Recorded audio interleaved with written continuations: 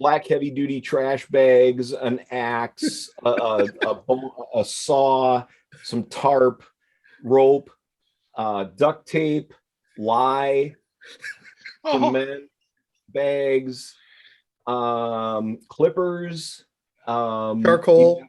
the little things that you cut off the limbs of trees with, and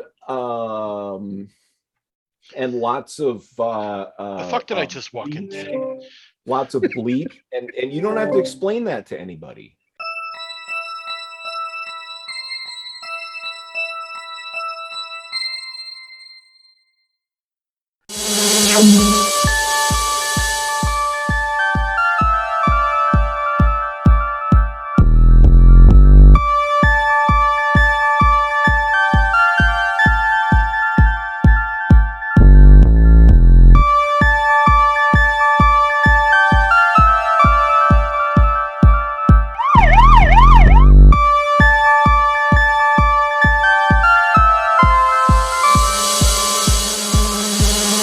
Oi, mister! You me dad? Anime is trash, Dave. Anime is trash, and so am I. That is actually a very fun game to play, is to walk into Walmart at 1:00 in the morning and pick the 5 items that you know will get the clerk to call the police department on you. What I love about what John just did is that, yes, that's a fairly common joke in a meme, but John took it to the next level. He didn't mention 3 to 5 ingredients. He mentioned every possible permutation thing that he could think of. I am a completist. You have to have, I believe in right tools for the right job. Do it, measure twice, do it once. Yeah. Okay. Everybody's having coffee and I'm drinking a Radler. All right, life is good. Okay, so Prisoners of the Ghostland. Nicolas Cage plays Hero, a guy who basically botched a robbery and then a child got killed in the interim because his partner's a fucking psychopath. He, after years of sitting around underneath the bottom of the jail, is pulled out by the governor, who is played by Bill Moseley, who is a kind of a deranged megalomaniacal leader of this particular city, a city that, by the way, that is chock full of samurai and gunfighters and hookers. And I'm moving. I'm going there. Anyway, so he sends Nicolas Cage's character out to the Ghostland to go retrieve his daughter, Bernice, but dresses him up in a suit that is basically designed over the next few days to ensure that he will not harm Bernice, and that if he doesn't return in 5 days, the suit will explode and kill him. And the way that the suit ensures that he will not harm Bernice is that there are small shape charges in the suit. So if he decides, hey, I'm going to go and smack Bernice around, it'll basically blow up and take his arm with it. And if he decides I'm going to, get all sexual assault on Bernice, well, then it'll blow a testicle off. And then there's some around his neck. He travels to the Ghostland, which is this odd place where people are basically literally fighting against time, and also hiding their true selves behind pieces of pottery and such. He finds Bernice, takes her back on a long trip, comes back, brings her back to the governor, and then things get even weirder. That's the plot in a nutshell. The overall idea that makes me happy about this is that it sits there and throws multiple genres around. It has great acting all the way through it. It is a mixture samurai film / Western / weird ass art film. It basically just kind of throws genre conventions and plotting to the window and says, all right, add your own meaning to it. And that's why I love this fucking movie. Oh my God, you did it. That was like perfect timing. He's good. This is like the 3rd time or 4th time that he's done that. And we all flounder. That was right on the money, buddy. You win. You win the item in our paid promotion. Well, it's not an actual item. It's a pre-order. Oh, okay. It's one of Dan's kidney stones. Oh, what? One of your kidney stones. I don't have a kidney stone. Well, okay. That's why it's a pre-order. Let's get you to drink a whole lot of whole milk, a fuckload of Mountain Dew and energy drinks, and pepper. You have to eat a lot of pepper. Eat a lot of Yeah. pepper. Yep. And you'll have one of those in no time, dude. Trust me. Yep. I work in a hospital. You see it in an ER all the time. But So I Dave don't, will be I don't, sending wait, that gift. I don't, We'll I be don't sending want- that gift.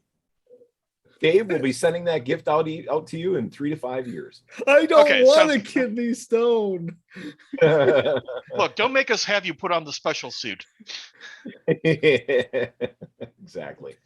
Oh, I just also want to bring up that it is still Life Day season. So we are still celebrating until January 1st. Life Day. Yeah, yeah.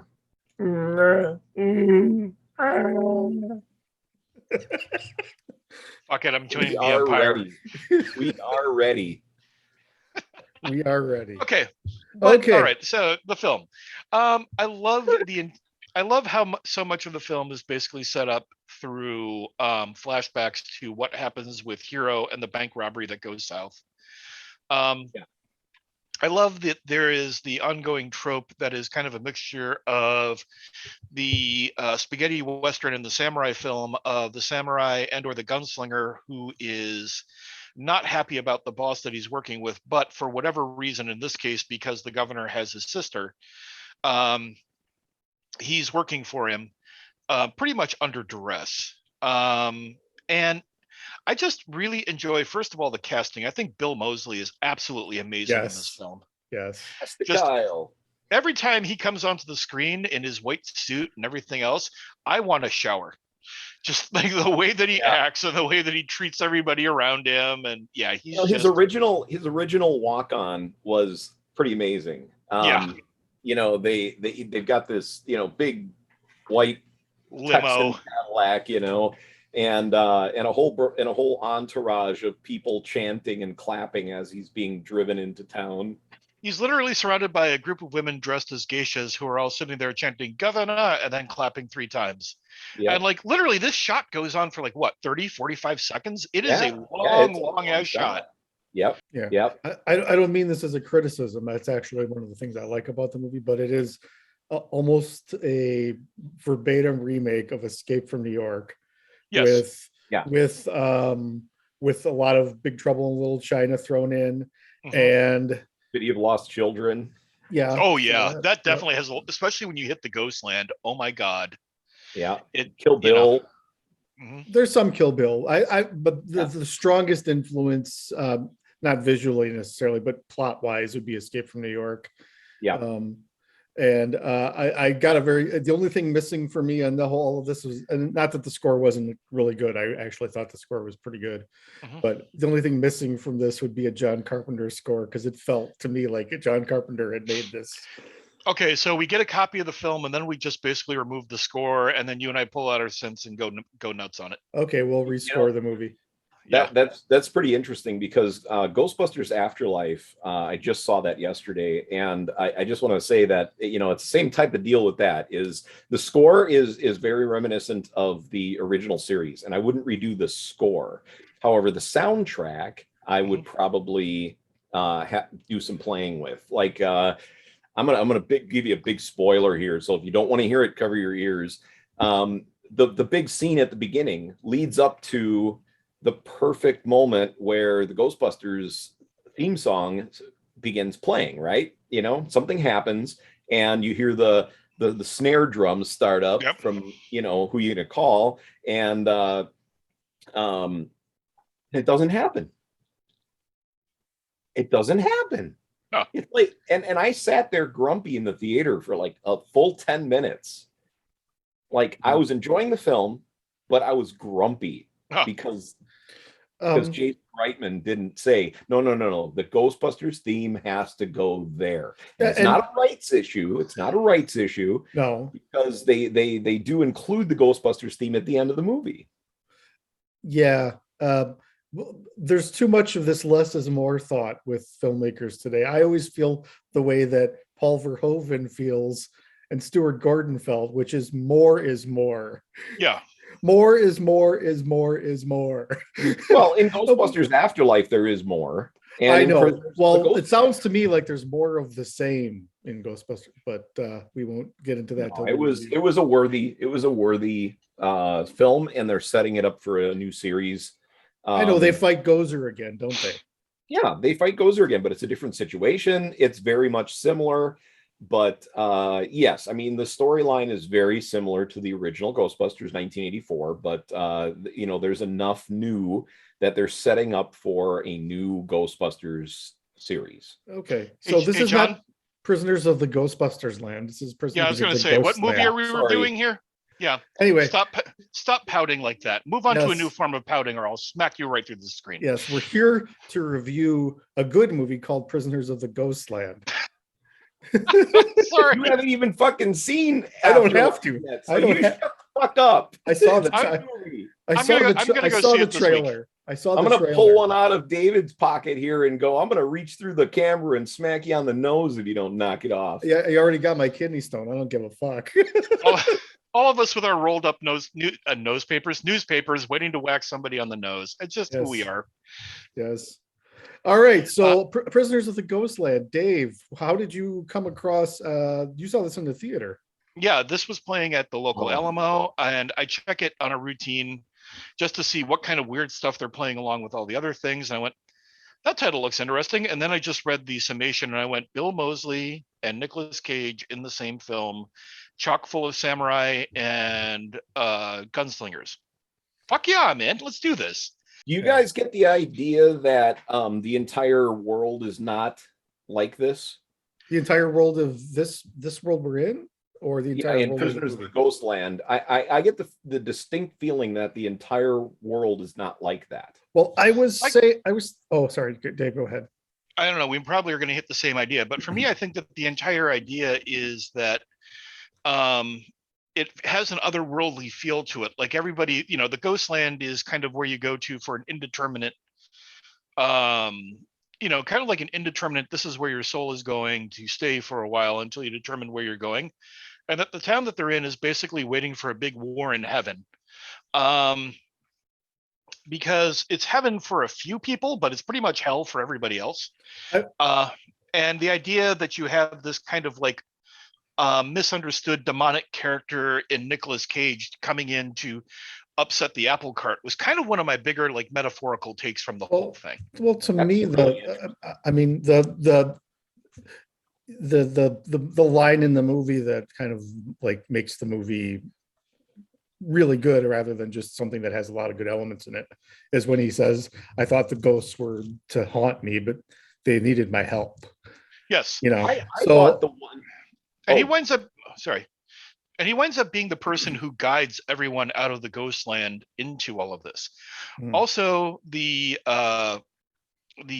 character of Bernice's sister, who is both comes across as being autistic and yet prophetic at the same time, which again ties in a lot with certain elements of Japanese culture, where somebody who has autism or schizophrenia was seen as somebody to both keep your eye on, both out of fear of what they are, but also because they might have an insight into the world that we're not seeing, or to the world that runs parallel with us. And I think that worked out really well. it made me think of Oh, this. one line- Sorry, go ahead, John. The one line that I thought really kind of turned this from a good film into an awesome film was Nicolas Cage's one freak out where he yells, and one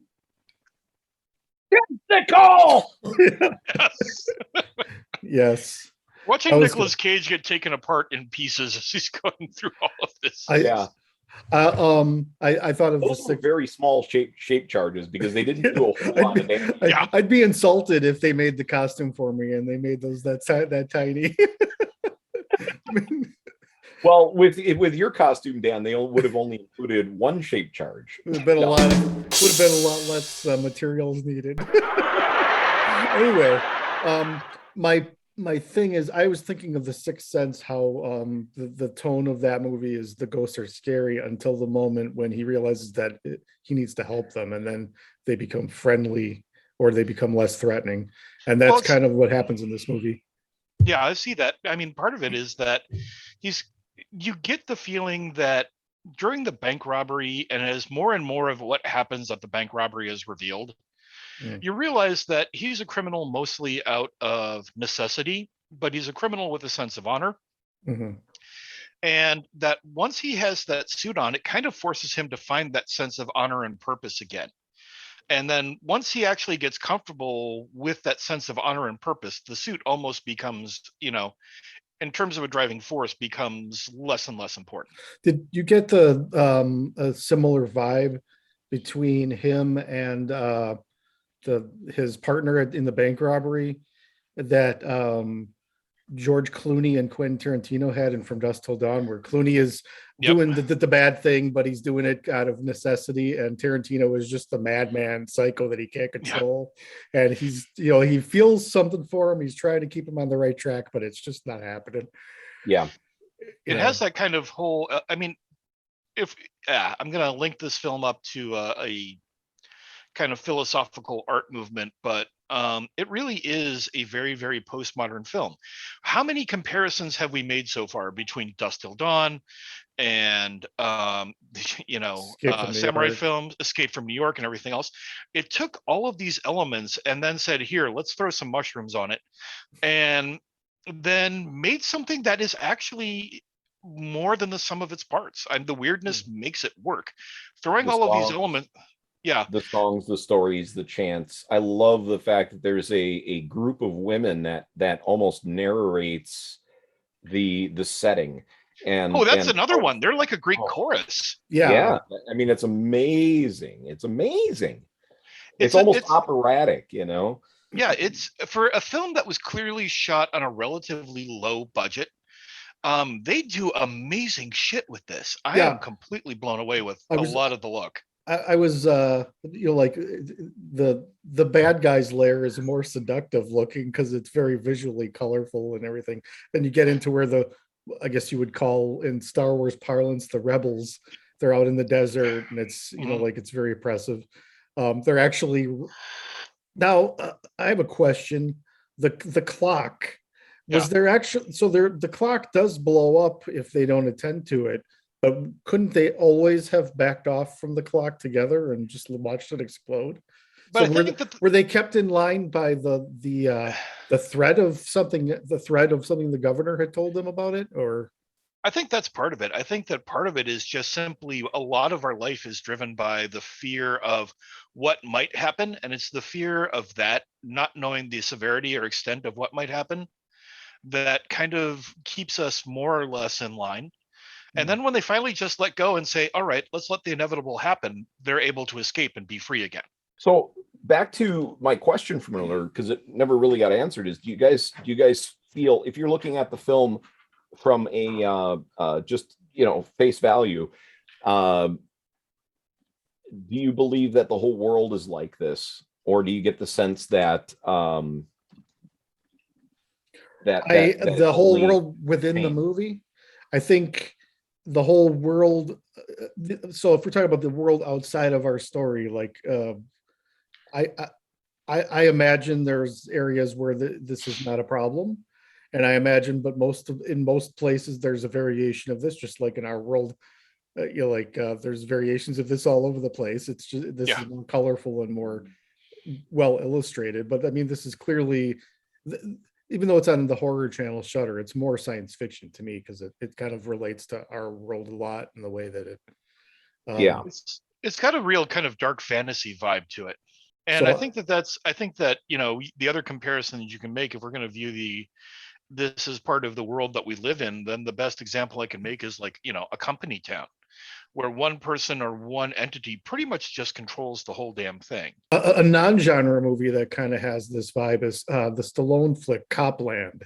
Oh yeah, where he's the only good cop in an entire town of bad cops, and he's trying to do the right thing, and it's not it's just an entire culture of.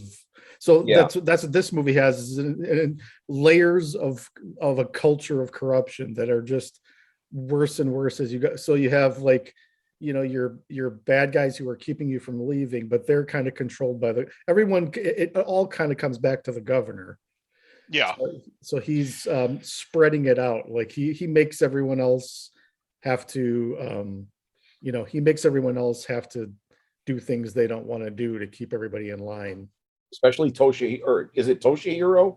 Yeah, I think so. Yeah. Is his first name Toshi? Because he's always calling that guy in.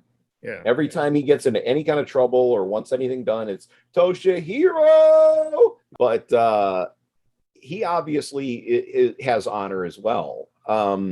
Even though he is the adversary of Hero, he he takes the Toyota Celica back out to him and gives it to him for the trip, because he gets out of the car and jumps on a bike. He gets on a kid's bike. He drives the car 50 feet and then he just jumps out like a little kid who just jumped out of a swimming pool because he's and runs over to the bike, gets on the bike and rides off. I love that everybody just looks at him like he's badass because he's obviously just That one cowboy even said he's cool, or something like that. But the Celica was the reason that I thought not the whole world isn't like this, because of the technology they're able to get a hold of and use, and the fact that there is a billboard, a running billboard, a scrolling billboard that has the stock market prices on it. Well, and keep in mind that there was a nuclear accident in the vicinity, so I'm sure there's other parts of the country where they just stay away from this. And because they're staying away from it, I'm sure that the outside of there, it's probably kind of what we would call normal, but inside of it, it's just like New York and Escape from New York, where it's just like, have at it, set up your little crime lord areas. And I think this is definitely set in the future, because a lot of science fiction points to the fact that eventually either Chinese or Japanese language will really take over as the standardized language for the planet. And we see that in Firefly, we see that in Blade Runner, and we see that in other types of sci-fi, and but yet it's not. So it's like it's as if there's like a difference, even in the sets. Well, I didn't really feel that this movie had set itself, if maybe I'm wrong, in a specific country. So I didn't feel like I was necessarily watching America. Yeah, I mean, also in terms of just the way that it's set and the background and everything, because it has a very Japanese feel to it and a lot of Japanese actors in it. Yeah. Part of that could also just be a reaction to like the Fukushima disaster and the area where suddenly it's a no-go for pure and simple health reasons. But at the same time, areas like John's head is exploding. John's head is exploding? Well, I mean, he looks like he was choking on something. Are you okay, John? Yeah. Okay. So anyway, it comes across because I believe that the director who did this is Japanese, that you make these areas where nobody can live in out of fear of their health. But at the same time, those are also the areas where you can now just pretty much do whatever you want in regards to people, the people who are living there. It's like the people in the Ukraine who go back to the Pripyat Pripyat, to the Chernobyl exclusion zone, because there's no law there. Let's have some fun. There's an area out in on the edge of the desert in California where there are towns out there that basically nobody really enforces the law. The law is pretty much a thing that happens as a result of the people who live in the area. And so as a result, you get a lot of abuses of the law, but at the same time that you get a time when people have said, all right, we've had enough of your shit. I think that you can make that tie in with, recent Japanese culture and the trauma that was the Fukushima disaster. Mm-hmm. Yeah. And there's always Hiroshima hovering over everything. Too. Yeah. That's what I was going to say, is the Hiroshima Nagasaki tragedy as well, that that happened, that a lot of people here in the United States don't think about that unless they have to either write a paper in grade school about it, or it's brought up in a movie or something like that. But it's still very, very much on the minds of people in Japan, kind of like Pearl Harbor is to us, Nagasaki, Hiroshima is to them. And so, when they write movies and things like that, that's something that is is still a part of their collective mind. When it's, you draw from what you know, and you draw from history, and you draw from tragedy, as well as bliss. And many of them still have family members who were around then too, so it's not like a ancient history thing. It's it's still very much right. And I believe alive. that there are still people today that are being affected by that. But yeah, it's one of those things where when an American writes a film, Pearl Harbor's in the back of his mind still somewhere in there, and it might contribute to ideas that go behind parts of what a person thinks about when they're writing this type of film. But it's the same thing, over there with that. And so, Fukushima for sure. But the story actually specifically talks about a nuclear blast, like a truck that was carrying something. It had to have been like a missile. And they use the word bird. The truck is burdened with carrying it. Yeah. So sorry, say that again. They don't word it as a truck is carrying nuclear material. They say a truck burdened with nuclear material. So I don't know if that truck driver was sort of forced into carrying it either. Oh, okay. Yeah. And that it blew up like in a mushroom cloud type of situation. And what kind of confused me a bit about where Nicolas Cage's character came in, or where he's from, is the fact that he says, well, and what, nobody came to help?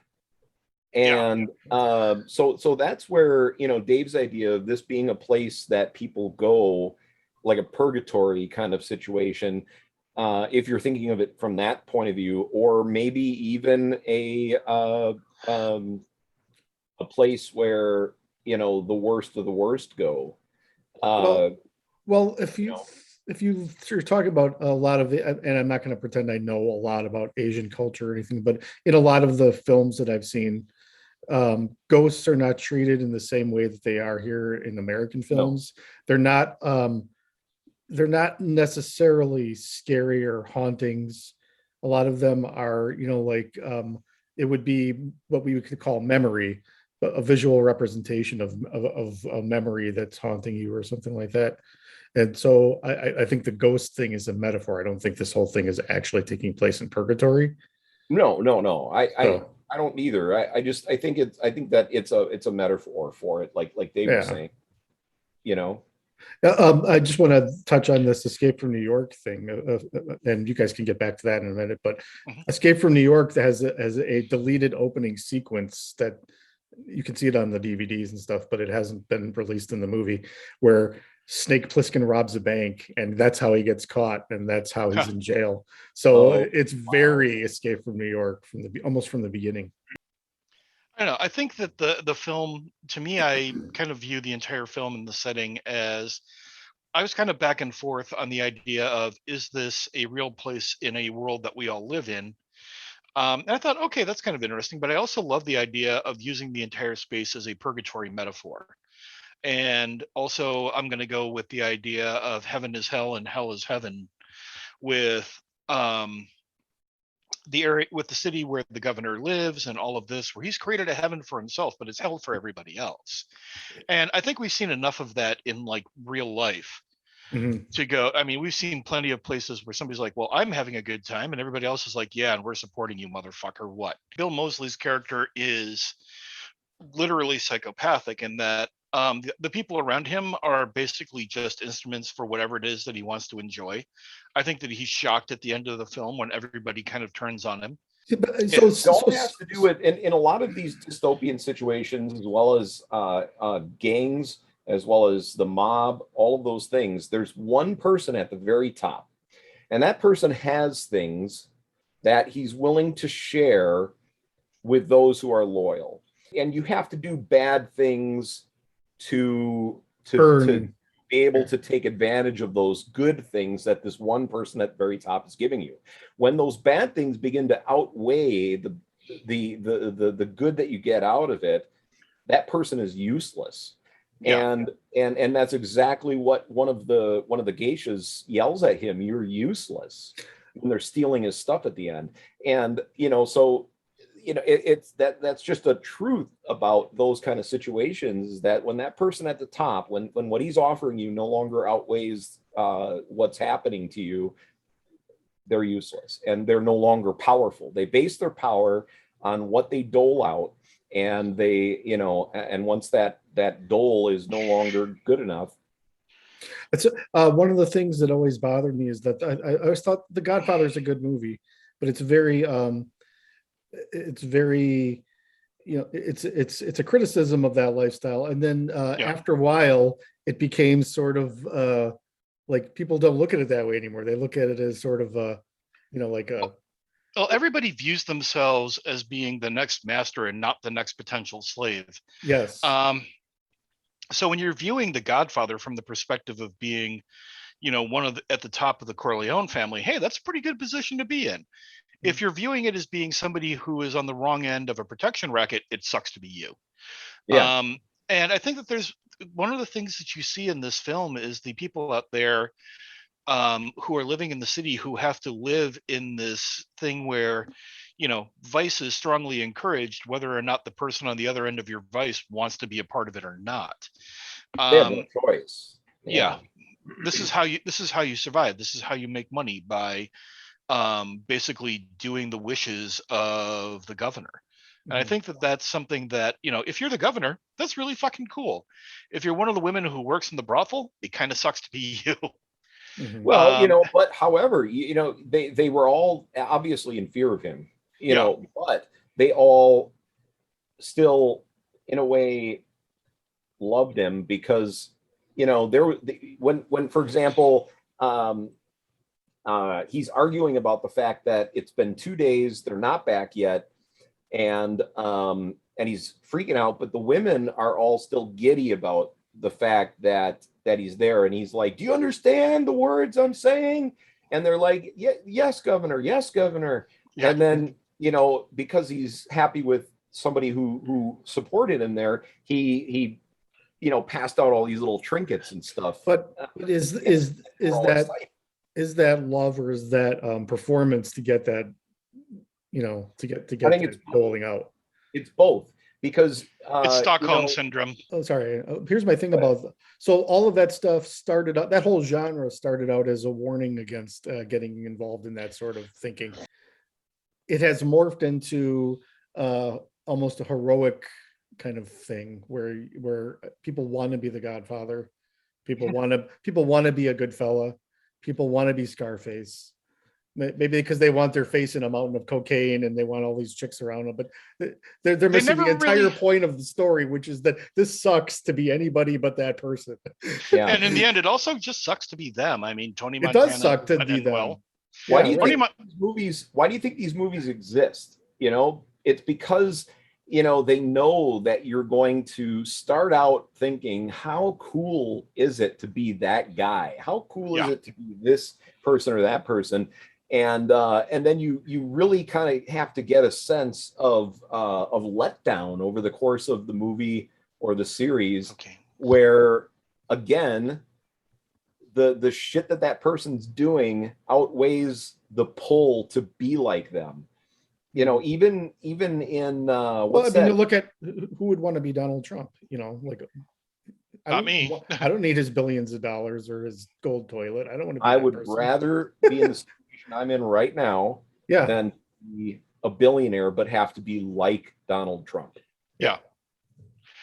And I think that's kind of the key part, is that one of the things that we have a tendency to get hung up with culturally, although I think that it's getting better, mind you, my sample size is the people I know, but we all sit there and go, all right, the money's cool, all this stuff, you've got all the toys, but then taking a look and seeing, like, the governor in the film, in the end, eventually has a really, really empty life, absent the fact that he has money. And that the very harsh reality is that if you don't have all the toys, okay, but who do you have around you? What makes your life have real meaning? Because the toys in the end don't do it. And I think that's another part of the message of it, is that the meaning is of what it is that you are, the element of your happiness is based more around the people and your own freedom to live the life that you want to live, rather than sitting around and having all the toys and being coerced into doing stuff you don't want to do. Yep, Mhm. I am with you. Yeah. But Now, mind you, if I find myself as a billionaire tomorrow, we're throwing a party. But yeah, you know, yeah, you do. yeah. Hey, No problem with it's not about, it's obviously not that I don't want money. I'm just saying that I would not want it at that expense. I would not Yeah. want to be that person. right. Yeah, I would much rather, not be a vacuous piece of trash who just exists to show off all of the stuff that I have. I want to show off who I am and the things that I do and the people that I spend time with. Yeah. I think that's way more important. All this talking, we haven't mentioned the fact that Nicolas Cage gets part of his arm blown off, gets his Yep. one of his balls blown off. Oh no, I mentioned it earlier on. Did you? Yeah. Oh yeah, I yelled and one testicle. And one testicle. That was his one time where the director said, "Okay, give us a Cage, give us a Nicolas Cage here." moment. Yeah, But I think that that's actually another part of the old school kind of like hero's journey. I mean, Odin, when to get the runes, spent 3 days crucified, missing an eye. Yeah. Conan got crucified and was being pecked at by crows. Yep. yeah. But it's the image of somebody losing elements of themselves so that way they can gain a bit more of a wisdom about themselves. Okay, so Prisoners of the Ghostland, press play. A lot of fun, very Press play. pretty visually interesting for, I don't know what the budget was. It must have been decent sized. It must have been. You got Bill Moseleying the shit out of every scene he's in. Yeah. Couple of moments there where he gets some of the lines that came out of his mouth sounded like they could have been in Texas Chainsaw Massacre too. Oh yeah. Really? And, yeah. Well, that was his first big movie, and Yeah. Oh, okay, yeah. A lot deeper than it looks like on the surface, but it delivers on the genre stuff, so it's fun. It's not particularly gory. There's a couple of moments, but this isn't. I don't think Shudder would be showing this normally, except for the Nicolas Cage connection and the Bill Moseley connection. But yeah, and the weirdness all involved. And the weirdness. So I'm glad they are, but it's not a horror movie, but it's worth your time. Check it out. Yeah, it's certainly more sci-fi genre film than horror, but well worth the time.